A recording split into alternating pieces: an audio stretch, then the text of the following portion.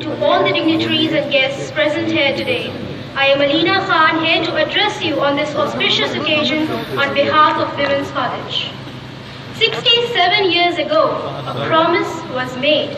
1 million people came together and gifted themselves an identity, a gift long awaited and a dream that was realized after more than 200 years of struggle against British domination. On 26 January 1950, chilly winds tickled the bare shoulders of the poor masses that stood along the road to witness the Grand Republic Day procession pass by them. Their bones screamed the agony they had suffered, and their strength was lost somewhere between old age and colonial exploitation. But as they stood on the roadside that day, their eyes glistened with those unexpressed dreams, and their voices held hope, happiness, and belief, emotions that had felt foreign for so long. That day on the streets, Mother India was reborn. For the first time, the multicultural and multilingual people of the nation stood together and shared a common vision, a vision of a self-sufficient, independent country. An unseen spirit enveloped their hearts in the glow of brotherhood and fraternity.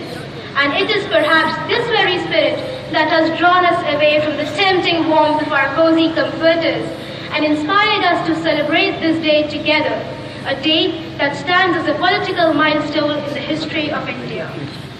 We, the people of India, having solemnly resolved to constitute India into a sovereign, socialist, secular, democratic republic, and to secure to all its citizens justice, social, economic, and political, liberty of thought, expression, faith, belief, and worship, equality of status and of opportunity, and to promote among them all fraternity, assuring the dignity of the individual and the unity and integrity of the nation. These are the opening lines of the world's lengthiest constitution, a perfect prologue to the anthology of nation building. The Indian Constitution is a document which holds within its pages the souls of millions of people who live in this country. And it is in celebration of this document that today is a day of national fervor. It is a day to rekindle our patriotic spirit and to reaffirm our faith in the values of democracy, peace, and unity. Our long walk to freedom and self-sufficiency is indeed a checkered narrative, but the technicolor picture that the country has managed to create for itself is worthy of applause. But with great power comes great responsibility. Feeding empty stomachs, educating young minds, encouraging new talents, and building a robust economy are only a handful of tasks that guide our government and our leaders. Poverty, corruption, caste discrimination, and women empowerment are constant battles that we fight every single day together as a nation. We gave adult suffrage, guaranteed human rights, made 5-year development plans, and built the world's largest democracy.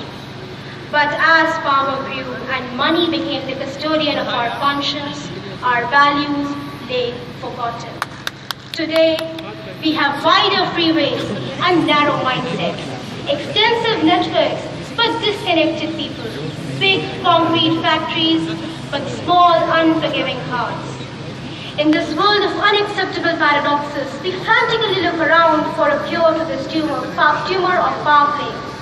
Times have changed and so have our struggles, but our driving forces remain the same, the compassion and unity of the people of India. India is like a ship and we are its able crew.